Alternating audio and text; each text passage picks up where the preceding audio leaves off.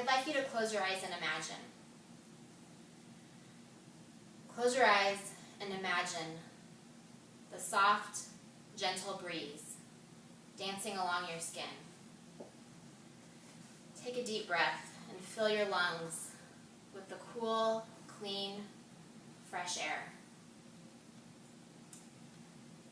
Listen to the birds singing in the canopies over your head, and feel the sun shining down and warming you from head to toe. Now listen as you hear the water falling gently, then getting louder and louder and surrounding you. Open your eyes and see the beauty of Havasupai Falls. Yes, there is paradise in Arizona, and I'm here to give you a behind-the-scenes tour of what it's like to actually visit this paradise, as I've done it, and I know that you'll want to add this to your bucket list once you've heard about how easy it is and how amazingly breathtaking visiting Havasupai Falls can be. I'll be taking you on a full tour from telling you about Havasupai Falls, giving you the options to get there, what's involved with the reservation process, training and packing, the trip itself, the village, the falls, the campground, and then taking you all the way back through the departure. Now about Havasupai. Havasupai is located in the northwest corner of our state. It's actually at the bottom of the Grand Canyon, and Supai is the village where the Havasupai Native Americans live.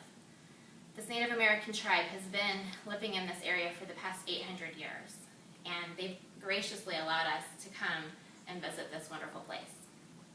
There are really only 3 options to get down to Havasupai. You either hike, take a horse or a mule, or take a helicopter.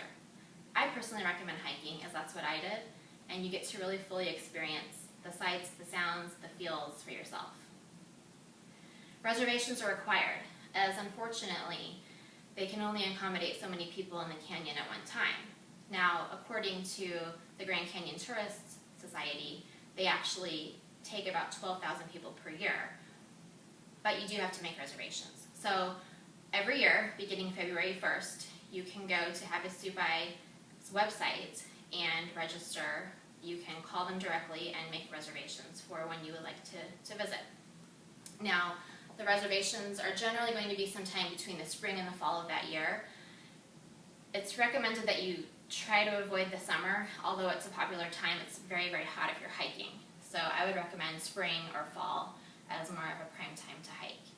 Another tip is that you can actually time this with the lunar calendar and consider doing a night hike if you want to go in the summer, and actually hike during the evening by the light of the moon. It's a whole different experience and something that can be very rewarding. As far as training goes, it is a pretty intense hike. It's 10 miles down from the very top all the way to the bottom where the campground is. So training, just makes sense to be in shape and able to accommodate the hike. The hike itself is not terrible, but you have to be able to take a pack, at least a day pack, and be able to hike that distance. As far as packing goes, you're going to want to have a lot of water, obviously, for that length of a hike, and the necessary food if you're going to be staying in the campground. There is a restaurant down there, so you don't have to pack all of your food, but you want to have enough to at least cover your snacks and other items. You'll want comfortable hiking shoes and plenty of socks to change out of. Definitely want to pack a bathing suit because the falls are just amazing and the water is beautifully and wonderfully inviting to get into. Other things that you're going to want to pack are a camera. As you can see, it's one of the most spectacular places on earth, and you'll want to be there to take those photos and capture every moment. The trip itself, it's about 5 to 6 hours from Phoenix to get to the Supai hilltop. And something that you might want to do if you want to get a head start in the morning is to drive to Peach Springs, which is about an hour and a half away from Supai, and stay there overnight. From there, you can get up really early in the morning and make the last hour and a half drive or so to the hilltop to begin your journey. As I mentioned, it's a 10-mile hike. So the first 1.5 miles of your journey is going to be where you're really climbing down into the canyon.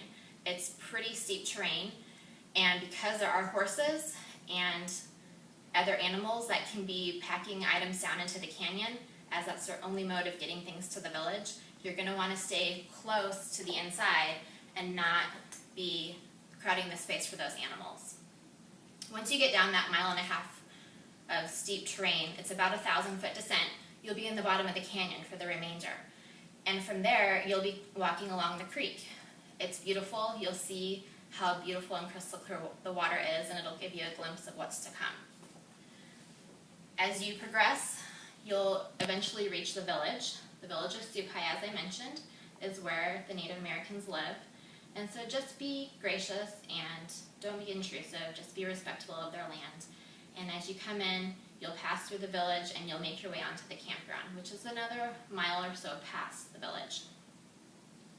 You're going to hear the falls as you're approaching the campground. It starts out quiet and then it builds to just an amazing roar, and then you'll come around the corner and you'll see Havasupai Falls. It's just amazing. I can't even put into words how incredibly amazing it is. You just have to experience it for yourself.